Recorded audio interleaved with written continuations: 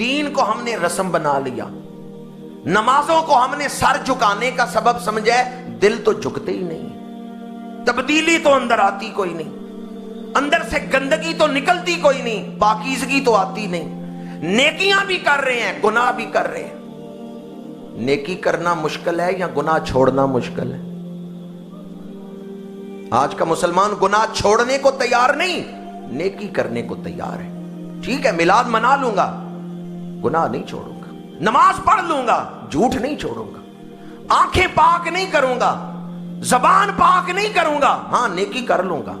نیکی کروانی ہے، حج کر لوں گا، عمرہ کر لوں گا، نماز پڑھ لوں گا، قرآن کی تلاوت کر لوں گا، درود شریف پڑھ لوں گا۔ جھوٹ چھوڑ دو، نہیں یہ نہیں چھوڑ سکتا۔ آنکھوں کو پاک کر لو، نہیں یہ نہیں کر سکتا۔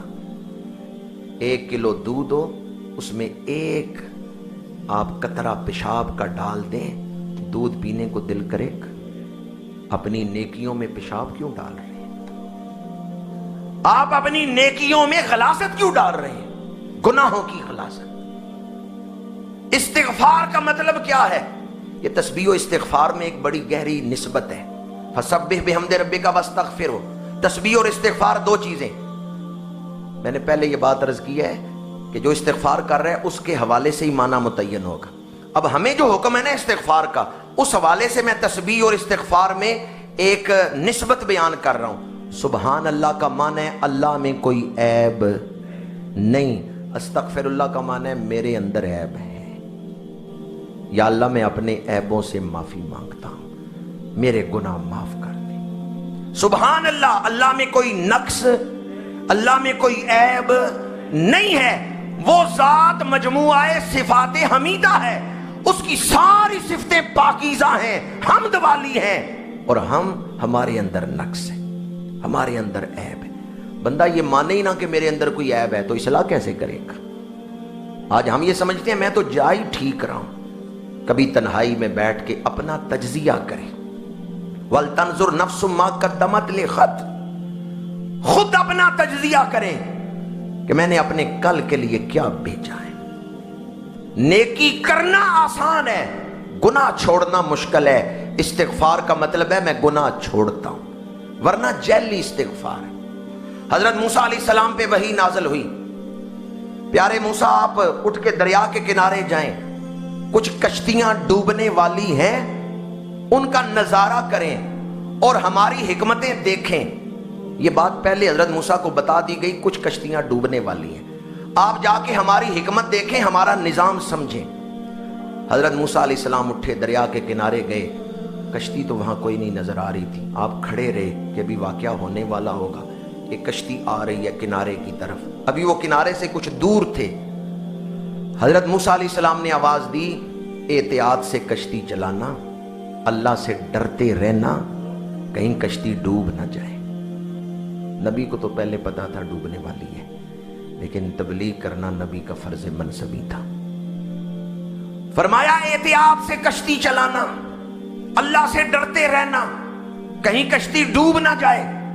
اب جن کو نصیحت کی تھی وہ بے پرواہ قسم کے لوگ تھے، سنی ان سنی کر دینے والے، جیسے نصیحت سننا نہ سننا برابر ہے۔ ہمارے ہاں بھی کتنے لوگ ایسے ہیں، ان کے لیے تقریر سننا نہ سننا برابر۔ انہوں نے کہا پیارے موسیٰ ڈوبنی ہے تو پھر ڈوبنی ہے، ہم کون سا بچا سکتے ہیں، تقدیر نے تو ہو کے ہی رہنا ہے، آپ ہمیں نہ ڈرائیں، مرنا ہے تو پھر مرنا ہی ہے۔ توبہ نہیں کی، ڈرے نہیں اللہ سے، کشتی ڈوب گئی۔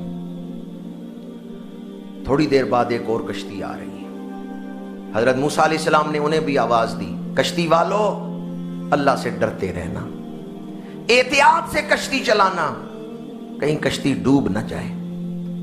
یہ بھی اسی قسم کے تھے، اسی کیٹاگری کے تھے۔ انہوں نے کہا ڈوبنا ہے تو پھر ڈوبنا ہی ہے، مرنا ہے تو پھر مرنا ہی ہے، ہم کون سا تقدیر کو ٹال سکتے ہیں، آپ ہمیں کیوں ڈرا رہے ہیں۔ تھوڑی دیر نہیں گزری یہ دوسری کشتی بھی ڈوب گئی۔ حضرت موسیٰ وہیں کھڑے ہیں، تیسری کشتی آئی، جب وہ کنارے کے کچھ فاصلے پر ہے، حضرت موسیٰ علیہ السلام نے آواز دی، کشتی والو احتیاط سے کشتی چلانا، اللہ سے ڈرتے رہنا، کہیں کشتی ڈوب نہ جائے۔ اب یہ جو تیسری قسم کے لوگ تھے یہ سنجیدہ فکر، خدا سے ڈرنے والے اور نصیحت پہ غور کرنے والے تھے۔ انہوں نے کہا پیارے موسیٰ، اللہ کی تقدیر پہ بھی ہمارا ایمان ہے، آپ کی نبوت پہ بھی ہمارا ایمان ہے، آپ نے سمجھانے کا حق ادا کر دیا ہے، اگر کشتی ڈوبنے لگی تو ہم اپنے رب کی رحمت کو پکاریں گے، وہ بڑا مہربان ہے، وہ ہمیں ڈوبنے نہیں دے گا۔ یہ کنارے لگ گئے، کنارے لگ گئے۔ حضرت موسیٰ علیہ السلام نے عرض کیا پروردگار یہ راز میرے اوپر کھول دے، میں تو سمجھتا تھا ساری کشتیاں ڈوبنے والی ہیں، یہ بچ کیسے گئے؟ اللہ کریم نے فرمایا پیارے موسیٰ، جو پہلے ڈوبے ہیں، جب آپ نے انہیں تقدیر سنائی کہ کہیں ڈوب نہ جانا، احتیاط کرو، انہوں نے ہماری رحمت کو آواز ہی نہیں دی۔ یہ جو تیسری کشتی والے تھے، انہوں نے ہماری رحمت کو صدا دی ہے۔